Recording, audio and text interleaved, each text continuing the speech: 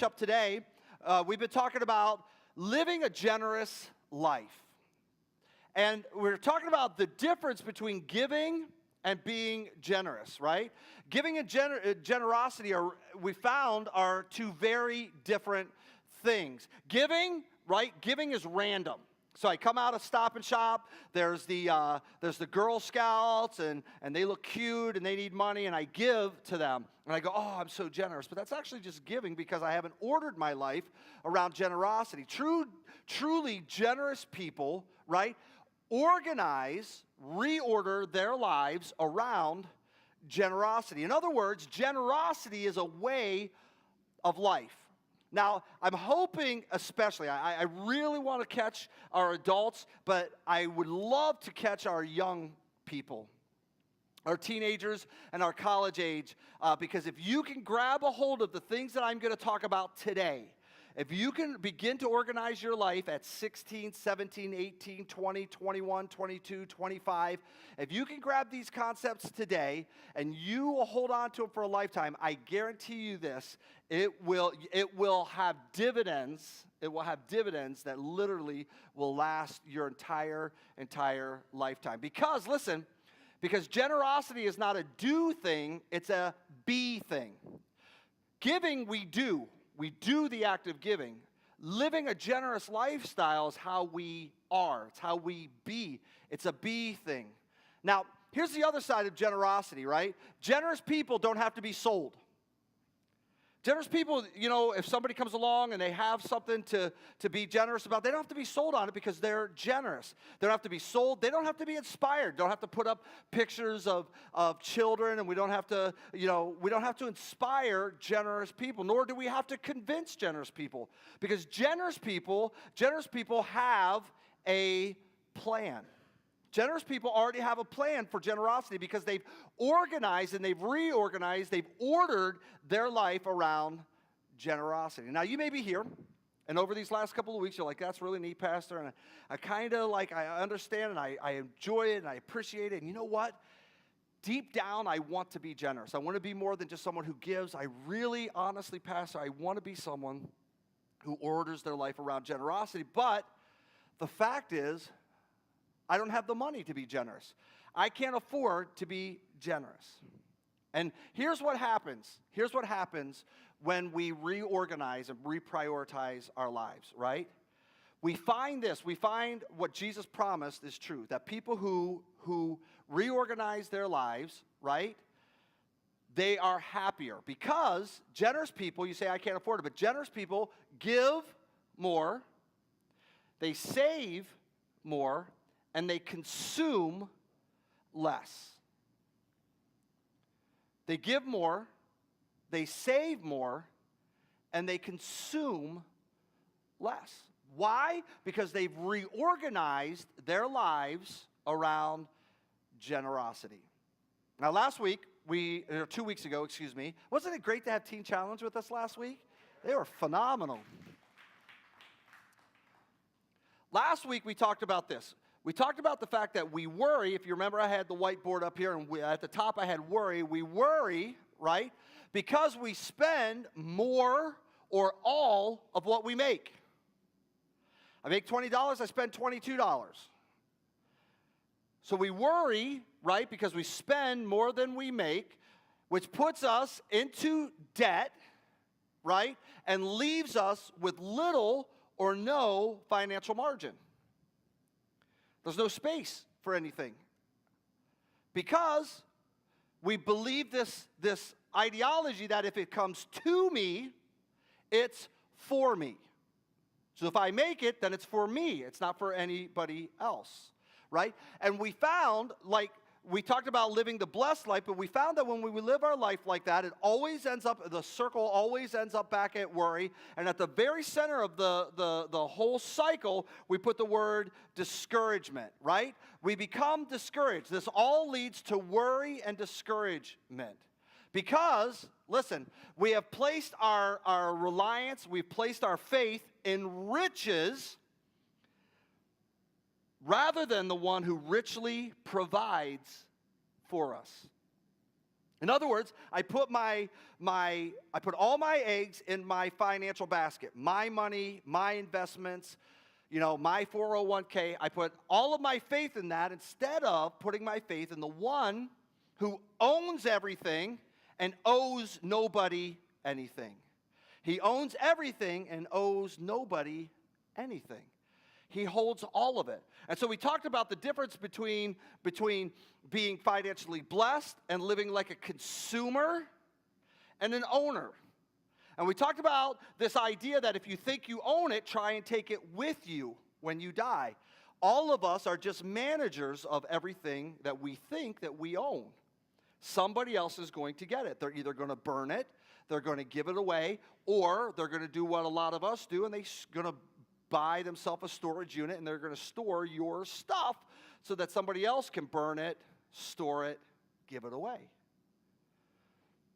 So we need to rely on the one who richly provides for us. Now, here's what I did. I left you with this thought 2 weeks ago. Generous people don't assume that their wealth is theirs to consume. Generous people realize that God not only gives it to us, for us, but that He also gives it to us, and that the blessed person is the person who lives a generous lifestyle so that they can be a blessing to others. Now, how do we do that? We do that by reorganizing and reprioritizing our finances. We do that by reordering and reorganizing our finances. Right? It's not about making more money. We say if I make more money, then I can afford to be generous. But the fact is, right, let's be honest, when we make more money, what do? Exactly. I get a raise, and what do? I go out and buy a new car. You don't point at your wife, man. This marriage thing is not coming soon enough, is it? That was hilarious. Okay. Right? We go out and we buy a new dress. We go out and we buy a new car. We go out and buy a new gun if some of us like to hunt or fish or, whatever it is. Right? Hands going up all over the place. That's me, that's me, that's me. Right? Go get a manicure. Okay, how many guys have had manicures here? Dudes. Really? And you put your hand up, you're proud of that? Do you think John Wayne ever had a manicure? No. Right? Oh, wait up. How many dudes have ever had a facial in here? Yeah, but he was practicing. That doesn't count. No, put your hand down. That doesn't count, okay? Okay, write this down because this is the definition of a man's facial. You ready? Shaving. Just saying. I have a buddy who gets facials all the time. He's like, Paul, I just got a facial. I'm like, yeah, I shaved this morning too. Get over it, okay? What was I talking about? The 11 o'clock, you guys are so laid back. I just like messing around with you all. Okay. Right? And we think if I had more money, I would be generous. But the fact is, it's not a money problem.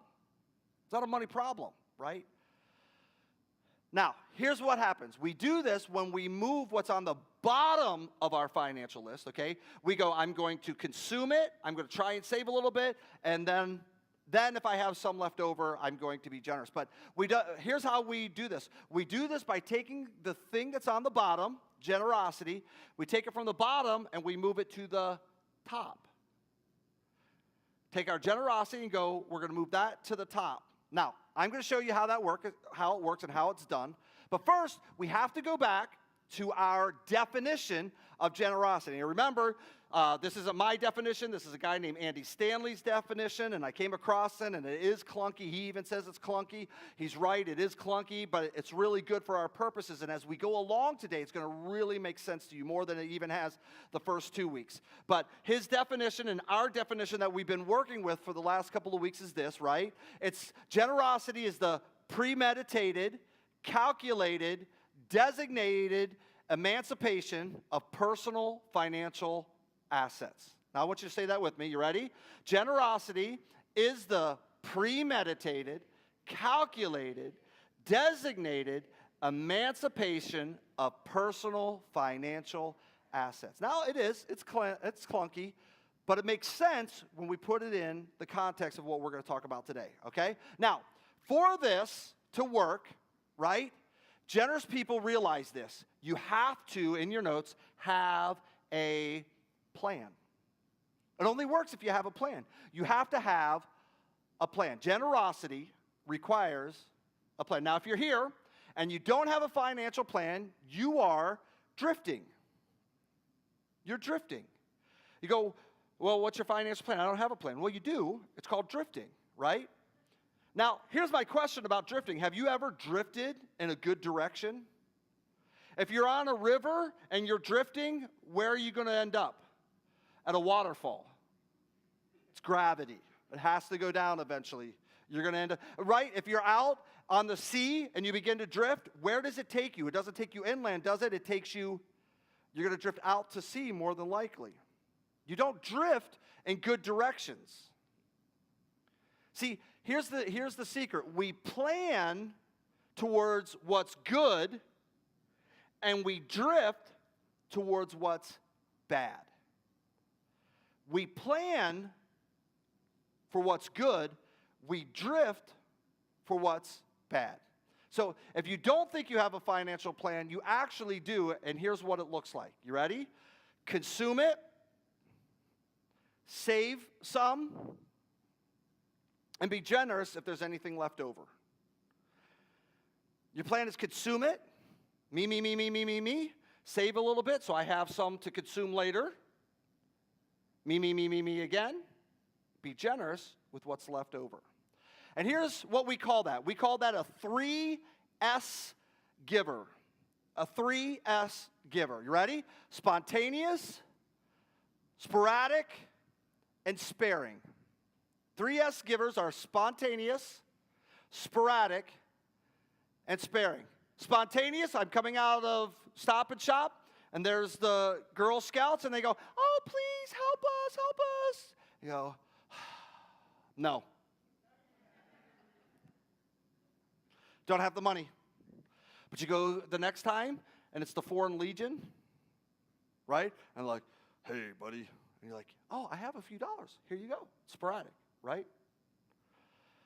Spontaneous, sporadic. We don't know who, don't know when. Sparing. Well, I got some, let me wrestle it away from the lint, and I'll give it. Missionary comes, right? We go, oh, I wish I could help out. I wish I could take care of that. I wish I could give to Convoy of Hope. I wish I could give to, this or that. But the next time we go, oh, I got a little bit left over. I can do it. Spontaneous, sporadic, sparing. See, generous people have a plan, and they know what their plan is. Generous people have a plan, and they know what their plan is. This is the premeditated part of our definition.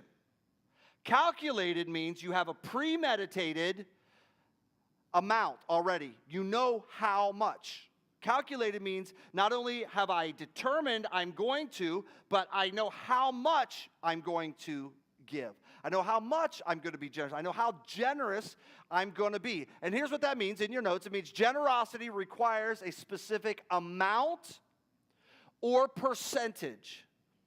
Generosity requires a specific amount or percentage. What amount am I going to give? I have to plan. I have to have a plan for that. Or what percentage will I give? Now, I'm going to be honest with you, and hear me out for just a second. If you have the choice between amount or percentage, percentage is better. You go, okay, why, Pastor? Here's why. Percentage means this. It's better because the more you make, the more you give. So if you want to grow in generosity, if your heart's desire is I want to be more generous as I make more money, because that's what we say, if I had more money, I'd be more generous. If I have a percentage already, I'm going to do 2%, 5%, 10%, 15%, 18%, whatever it is, then as I make more, guess what happens? Because I have a percentage, I'm actually giving more. Now, a whole bunch of you, this is where you go, that's crazy, that's nuts, you got to be kidding me. But hear me out here for just a second. If you had $100 and I came to you and I said, would you give me $10? You go, it's $10 here. Yeah, have it. If you had $1,000 and I said, would you be able to give me $100? You go, oh, come on. Yeah, absolutely, no problem. But add some zeros, and people freak out. But if we're already determined the percentage, guess what? As we add the zeros, right, we're already there. Have a friend who's a pastor of a very large church here in this state, and he actually has a former New York Knick who goes to his church. And years ago, this particular player got a $104 million contract, right? Now, up to that point, he'd been, somewhat generous, and, he wasn't tithing necessarily or percentage giving, but he was fairly generous to the church. He got a $104 million contract, and guess how much he was generous to his local church? Zeros. Why? Because there was more zeros. All of a sudden, it became a bigger number because he hadn't settled on a percentage beforehand. And so when his opportunity to be generous came, all of a sudden it was too much money. And this is where we freak out, okay? We're like, it's too much money. But here's what I'm saying to you. If you settle on and you say, I'm going to organize and reprioritize my life around generosity, whether you make $100 a week or you make $110 million a week, right? You say this percentage is going to go, and we're going to talk about that in just a moment, where we put our generosity. But it has to be something that we settle and we set a plan for now, right? Generous people give percentages. Why? Because as their income goes up, they're able to give more, and it's the same percentage. Or if your income goes up and you're able to give higher percentage, you're also able to do that, but you have a place to start.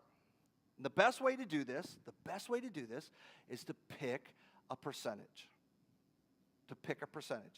Now, I had a conversation with a couple of folks in between service, and they were talking about, well, is it 10%? And we're going to talk about that in just a moment, okay? But let's start with that. You have to pick a percentage. It's not a spontaneous or sparing or sporadic giving. Now, generous people who organize their life around generosity, they have settled it because they have a plan. Now, here's my challenge. What if you were to flip the script and you started to give before you consume? Started to give before you save. Flip it. Have a plan. Pick a percentage. That's the beginning part. The key to generosity isn't just having a plan, isn't just picking a percentage. It's reordering, and this is the basis of it. It's reordering our lives, and especially the young folks. If I can catch my teenagers and my college age, if you can grasp this now, I promise you, it pays huge dividends in the long run. It's reordering our lives around generosity. Right? Okay, it's give first, save second, live on the rest. That's how generous people organize their finances. Now, we go from being a 3S giver to being a 3P giver. Okay? Look at the person next to you. Say, I've never been so excited about P's in my whole life. Okay? 3P givers, you know what they are? Percentage, priority, progressive. Percentage, priority, progressive. Percentage, pick a percentage and start there. Now, if you're here and you go, Pastor, this is hard for me. I have a real hard time with being generous, if I'm really honest about it. I have a hard time having the faith that this will work. Okay, this is that part where you go, the Old Testament talks about 10%, and you go, everybody says 10%, 10%, 10%. I'm going to tell you this morning, take your foot off the gas for just a moment. Pick a percentage, okay? Maybe it's 3%. Maybe it's 5%. Maybe it's 7%, okay? You go, wow, Pastor, nobody's ever said that before. Here's what and I'm going to show it to you scripturally here in just a moment. But what I'm saying is trust God with a starting point, okay? Now, to be honest with you, Lori and I had a very hard time with this for a lot of years. We had a very hard time with this. I mean, if I told you what I made at my first my first church, it's like scary how little it was. And I was the only one, my wife wasn't working at the time. We had a hard time with this to start off. But you know what? Over time, we picked a percentage, right? And we began to give. But here was the key. Catch this, okay? This is a little side note. For us, the best thing we ever did for us to begin to live a generous lifestyle is we automated the important. In other words, we had it taken out automatically. We automated our generosity, okay? The things, and we'll talk about this in just a moment, the things that we wanted to be generous to, we had them automatically taken out of our paycheck. So here at this church now, I have Tuesday mornings. I get my check, okay, it goes in the bank on Mondays. Tuesday, where we want our money distributed comes out automatically. So my whole lifestyle is reordered around generosity. So I don't go, oh boy, I kind of want that new rifle. Let me take it out of this so I can have it over here. No, it's already gone for me. And this helped me a lot. And that may help some of you. You want to be generous. Your hearts, you're saying, boy, this makes sense, and I want God to bless my finances, and I want to be a blessing to others. And so I get what Pastor's saying, but how exactly do I do it? The first thing we did is what we call automating the important. The things that we saw as important, I'm going to show you how that works in just a moment, but we automated it. So it helped us out, and it helped us to reorganize our finances. That was part of our plan. So that's something just to think about, okay? So that's the percentage. The priority we're just talking about here, right? It's no longer last, but it's the first thing. Tuesday mornings, that's the first thing that comes out of our bank account is our generosity. And then we live off of, we save and we live off of the rest, okay? Progressive, start somewhere.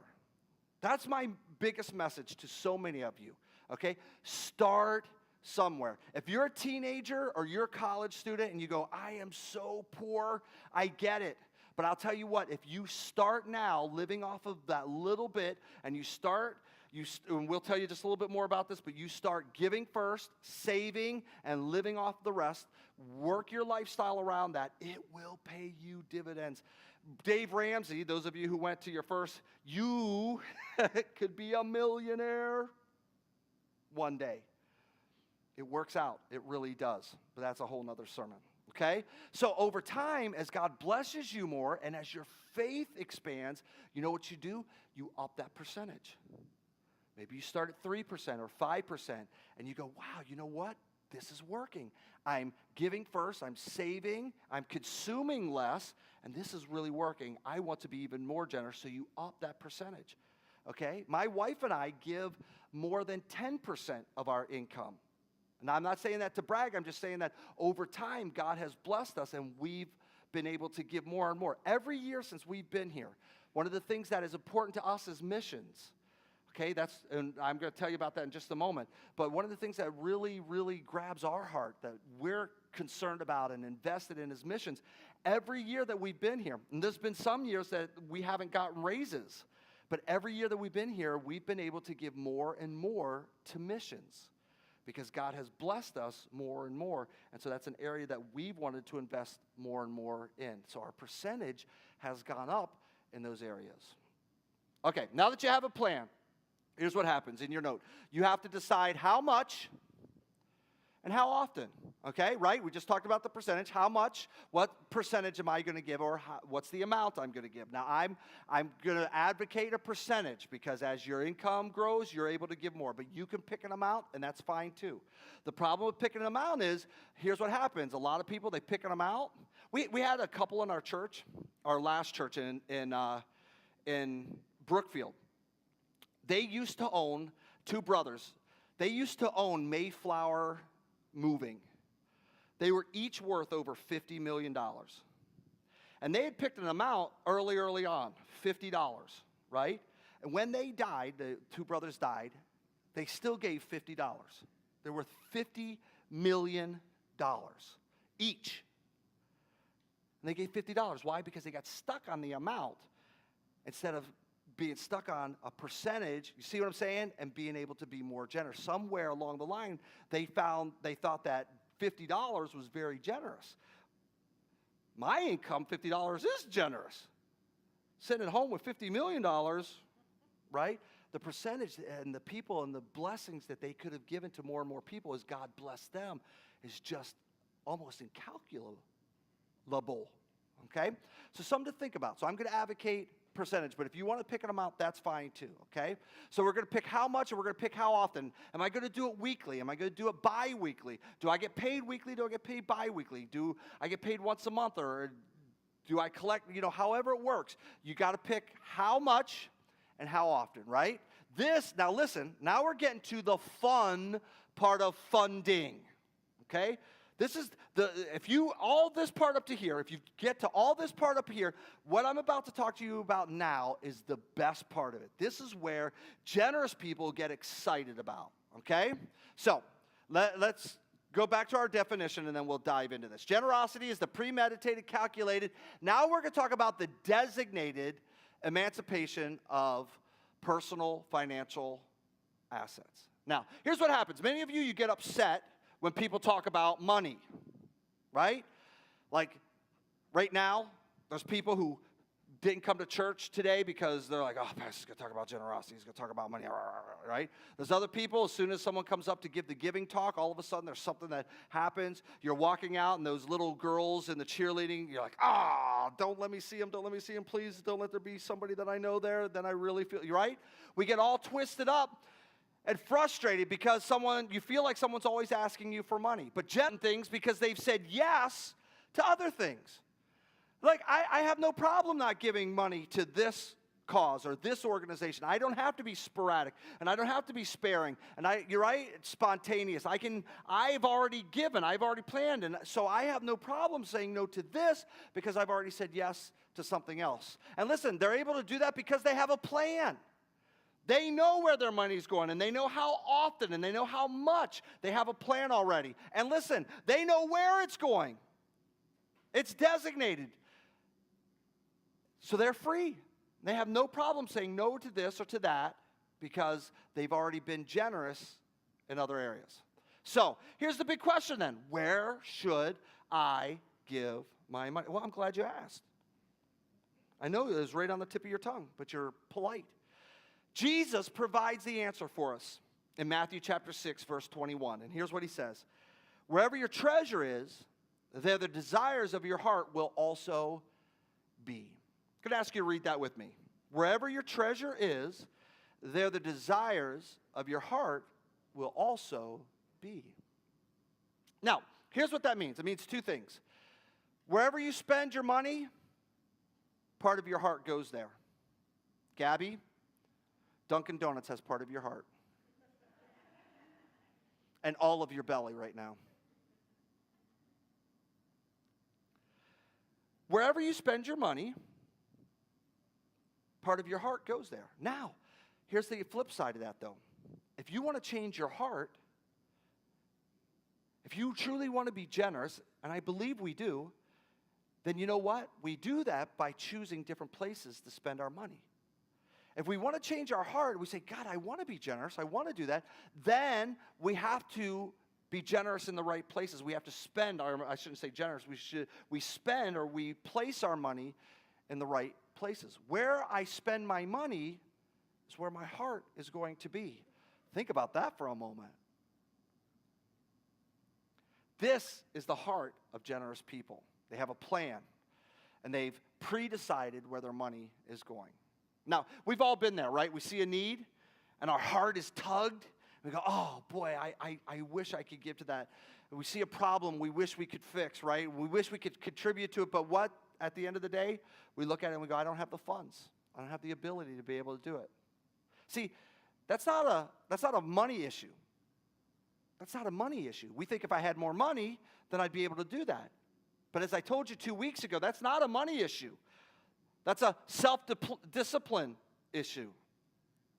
If I saved it rather than consuming it, if I pre-planned for it, right? It's a self-discipline issue. It's a self-control issue. I want, so I get.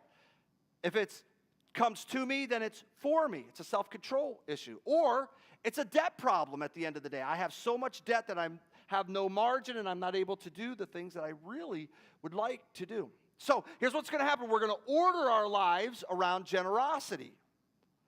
Now, here's how you choose where your money should go. You ready? I'm going to give you the answer. We choose where our money should go when we give from a grateful heart and we give from a broken heart. I choose where my money goes when I give from a grateful and a broken heart. See, Jesus said that the correlation is money to heart. Money to heart. Where your money is, there your heart will be also. Money to heart. So, I should give what I'm grateful for and what I'm broken-hearted over. I should give what I'm grateful for and what I'm broken-hearted over. In other words, we must decide to fund the things that we're grateful for and the places that break our heart. The places or the things that break our heart. So that needs to be predetermined and pre-calculated. In other words, I know when, where, I know how much. It's predetermined, pre-calculated. You have a plan. And you've decided a percentage. Now you decided it's first and not last. We had a little conversation, a couple of us, and they said, Pastor, do I decide off my gross amount or do I decide off my net amount? It's always the question. I get that question every time. And my answer is always the same. Do I want gross blessings or do I want net blessings from God? Because God says he blesses what we give. So you have to determine, do you want gross blessings from God or do you want net blessings from God? That's all right. It's up to you. Okay? Most of the places you give to anyways are tax deductible, so you're getting it back.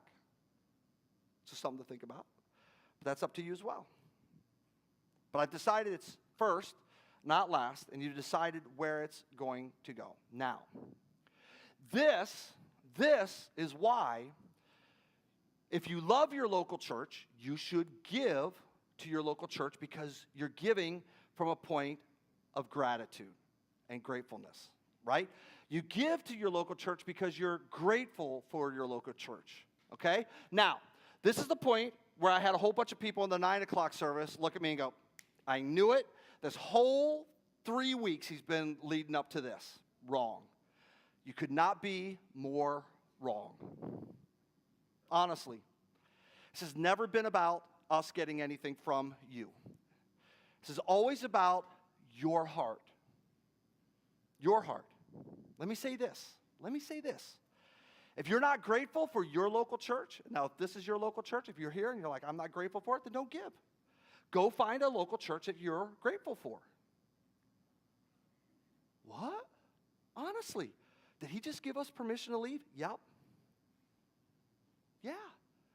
Give where you're grateful. I had a whole bunch of people after first service like, whoa. No, honestly, we love you. We want you to be here. I've never kicked anybody out of this church in almost 10 years I've been here. Been a couple people, Vanessa, I've thought about it, but I didn't mean Vanessa. I'm just saying she was like really connected there, you know. Listen, this isn't about us trying to get more money from you at all, okay? If you're not grateful for this local church and this is what you call your local church, then find a local church you're grateful for. That's fine. Because you'll be blessed. Now, let me say this even further than that, okay? If you're a parent and you're here and your kids are away at college, okay? And they're going to a church away from here, and they're attending the church, and they're being blessed, and they're growing, and it's a good thing for them. You know what you should do? You should give to that church as well. You should be sowing seeds in there, and I'm going to tell you why. 2 reasons. One, your kids are broke. They're poor. They're not giving anything to that church, okay? Secondly, because you're grateful for them and what God's doing in their lives, in their hearts. And they're growing and they're prospering there. And so out of gratitude, you should give there as well. Something to think about. Right?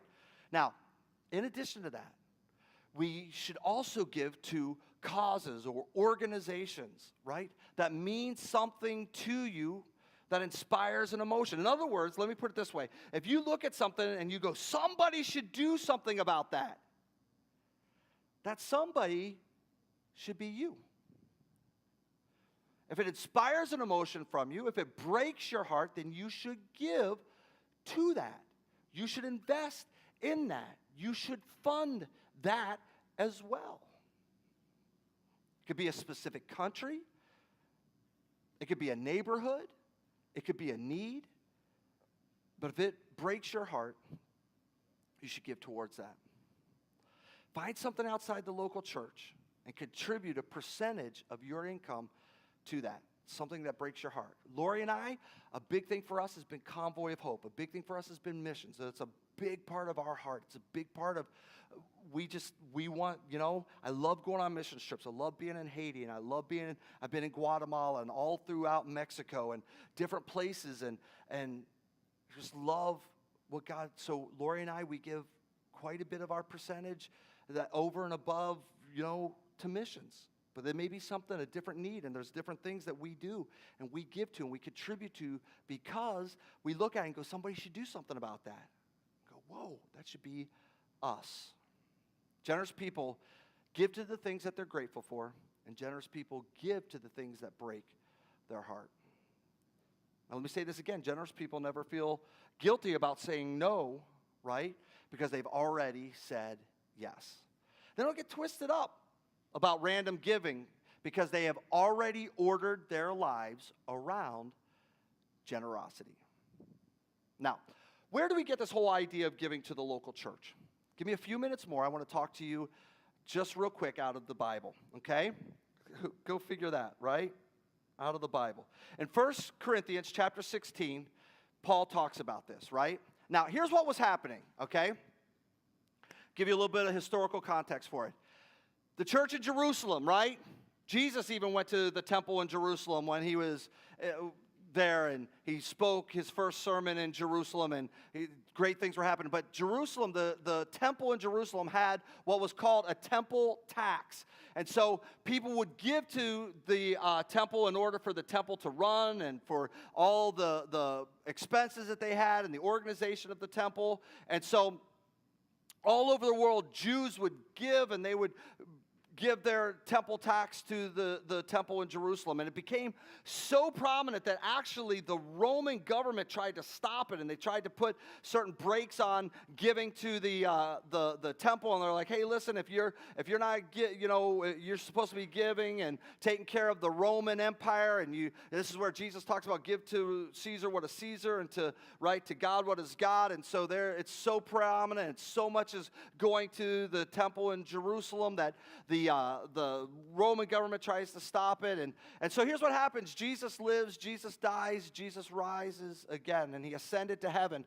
And the new church, the church in Jerusalem, this first Christian church, they began to have problems feeding the orphans and the widows that they had, the poor that they were taking care of. And they had problems funding their day-to-day operations. And what happens is this. The Apostle Paul notices this. The Apostle Paul's out on the missions field, and he's winning folks to Christ, and they're coming in, and they're coming to Christ, and great things are happening. And Paul sees what's happening in the church in Jerusalem. And he understood this. He understood that the church in Jerusalem was the epicenter of the Christian church. He understood that church was the place, right, where the Christians in Jerusalem had seen Jesus. Think about this. Here we sit in Brantford. Could you imagine present day people all the way in Jerusalem who knew Jesus firsthand? I mean, these were the people who were telling the stories. These were the people that were sharing the life, the gospels that we read today. They lived them. And Paul's realizing that these people are still alive, and these people are in Jerusalem, and the church is being scattered. There's persecution that's coming against the church in Jerusalem, and they're beginning to scatter, and they can't fund everything that they have to fund there in Jerusalem. So now the churches in Europe and throughout Asia that Paul had started and had begun, they're doing really well. They're flourishing, and they not only have enough to run their day-to-day operations. They not only have enough to feed the poor and the widow and the sick, but they have a little extra. And so Paul says, hey, listen, we should invest in the church in Jerusalem. We need to take care of the church in Jerusalem because those are the people who preserved the stories. Those are the people who saw Jesus. They're the very ones. They're the heart. They're the epicenter of the Christian faith. And we need to make sure that that church stays strong. And so the churches in Corinth and Athens and Galatia and Philippi, they started to raise funds for the church in Jerusalem. In other words, this is the very first Christian GoFundMe. Paul sees that. And so Paul realized this, that we're going to give to Jerusalem because we're grateful for their legacy. And we're brokenhearted because of what was happening to them. So in Corinthians, Paul explains how to collect the money within the church and how it happens. So here we are in 1 Corinthians chapter 16, starting in the first verse. He says, now about the collection for the Lord's people, do what I told the Galatian churches to do. Now here's what Paul says. He says, this isn't just the church in Corinth. He's saying all the churches, we're explaining this to everybody. This is uniform. This is to be carried out by all of the churches. He says, not just one, but all of them. And now listen, one of the cool things about this is they don't have checking accounts. They don't have automated giving. They don't even have banks to go to. These churches were like, they literally collecting the money, digging holes, sticking it in there. Now, I got to be honest with you.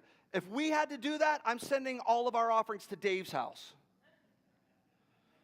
Dave's got guns. And some of it to Russ's. Yeah. Okay? Maybe a little bit to Randall's, but yeah, poquito. Right? So they're like, okay, we got to protect it. We got to take care of it. We're collecting it, okay? So here's what Paul says. He goes on. He says, on the first day, everybody say first day, of every week, say every week, each one, say each, of you should set aside, say set aside, a sum of money. Now listen, how do we do it? Each week, you should set aside a portion or a sum of money. In other words, here's what Paul's saying. He says you have to have a plan. Set it aside for Sundays. They're like, in a hole? Yeah, that's what you got. Right? He says, set it aside whatever works for you. Online giving. Automate it. Physically take it. Get a safe. Whatever it takes, whatever it does for you, you collect it, you save it, you set it aside for Sunday. How much should I give? Now here's the answer to that. In keeping, he says, with your income. In keeping with your income. The literal translation of that is to what extent one has prospered. To what extent one has prospered. In other words, here's what Paul's saying. How grateful are you? And how brokenhearted are you? How grateful are you? And how brokenhearted are you? That's how much you should give. A little bit, okay. A lot. Set aside a percentage or a portion of what you've earned. How grateful are you? How brokenhearted are you? So he goes on to say, saving it up so that when I come, no collection will have to be made. I love what Paul says here. Because they're like, no collection? Paul, you're not going to come and take an offering? You're not going to give a giving talk? You're just going to show up? Yep. Well, what are we going to do? You're going to predetermine. You're going to order your life around generosity. And then when I come, it's already going to be there. And then, here's what we'll do. We'll collect it. Already be done. Yeah, but Paul, you're not going to bring pictures? Nope, no pictures. No need to try to inspire you. Just set aside and have a plan for how much.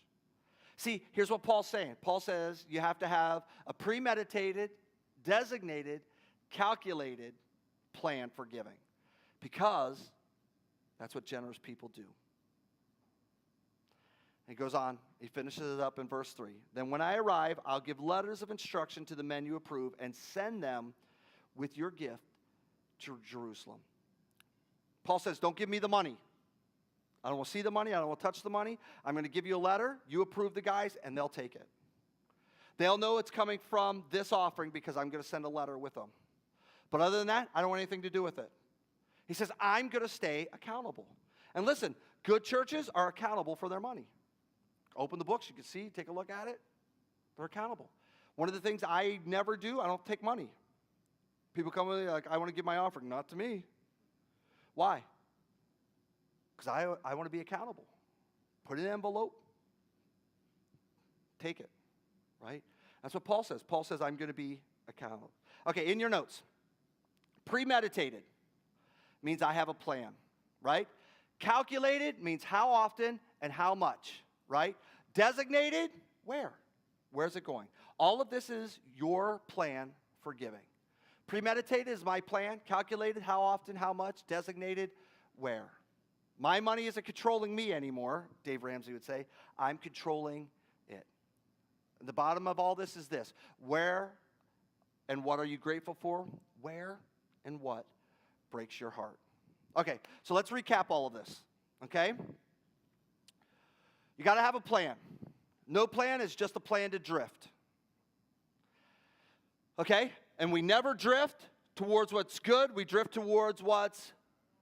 Oh, you guys failed your quiz. What? You didn't say anything. She just looked like, what? You want to do it again? We never drift towards what's good. We drift towards the things that are... Okay, there you go. We're going to take the things that we prioritized at the bottom, and we're going to move them to the... Yeah. Then here's what we're going to do. We're going to pick a percentage. We're going to decide where to give it. And then comes the fun part. It really is the fun part, deciding where it's going to go, right? What am I grateful for? What breaks my heart? That's what generosity is. The premeditated, calculated, designated emancipation of financial assets. Okay, we're going to make it even simpler than that in your notes. You ready? We're going to give first, save second, consume the rest. And the result is that generous people have the ability to say no to the things that undermine their financial future because they don't think and live like an owner and a consumer. Right? Ownership's a myth. Nobody owns anything because somebody can take it away. Ownership means you get to keep it. But the reality is none of us own anything. These folks, generous people who've ordered their lives around generosity, live what we talked about 2 weeks ago. They lived a blessed life, right? They give, they save, they live, and guess what they have? They have peace. They don't have discontentment. They're not trying to get more, faster, shinier, newer, longer, faster. They have peace, right? Other people can believe this, right? We give before we consume. We give before we save, right? And these people are blessed because they have peace. These people understand just because it comes to you doesn't mean it's for you. It's happier. It's the blessed life, right? That gives. And the bottom line is this: somebody's going to get it anyways. Why not control where it goes? Generosity is actually the off-ramp to worry. You're going to give your money away anyways. It's going someplace. The shoe store, the new car, a new boat, a bigger house, right? You're going to give away your money for the rest of your life. Why not at least try to live generously? Okay, something just freaked out.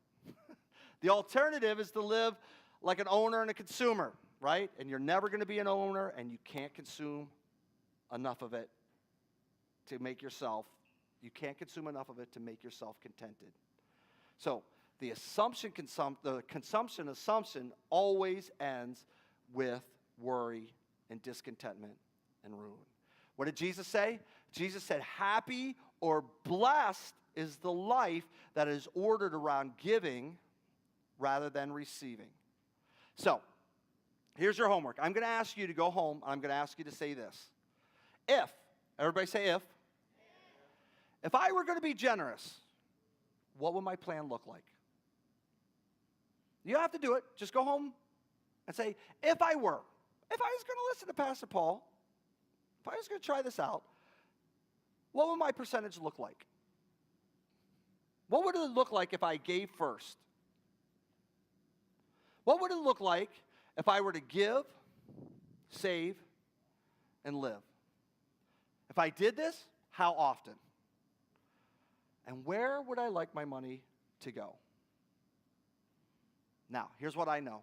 If you were to do this, you wouldn't regret it. Because here's what happens. It trickles down into every part of your life. Every area of your life.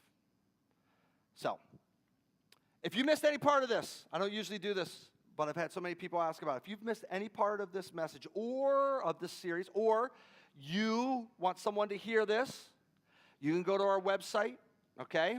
Go up under media, go down, and you can pick series sermons, Generous Life. You can grab that. You can send them the link to it, or you could check out any part of this. Because I think, listen, I know, if we can grab a hold of this, we go from living lives that are discontented to living blessed lives.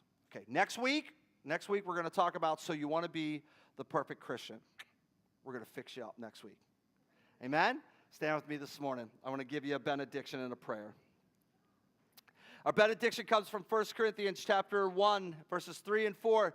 May God our Father and the Lord Jesus Christ give you grace and peace. I always thank my God for you and for the gracious gifts he has given you, now that you belong to Christ Jesus. Lord, I pray that every Christ follower would step out in faith and just say, Lord, I want to live a generous life. God, this isn't anything for me or for this church. It releases our heart because we understand this. Where our money is, there our heart will be also. And so, Lord, I just pray that we would order and reorder our lives around generosity so that we can have blessed lives. We're doing it for selfish purposes. Nothing wrong with that. And we're doing it to build the kingdom. We thank you for it. I pray your blessing upon each person as they go today, upon their families, upon their coming and their going, and everything that they're going to encounter this week. In Christ's name, amen. God bless you. Have a great week.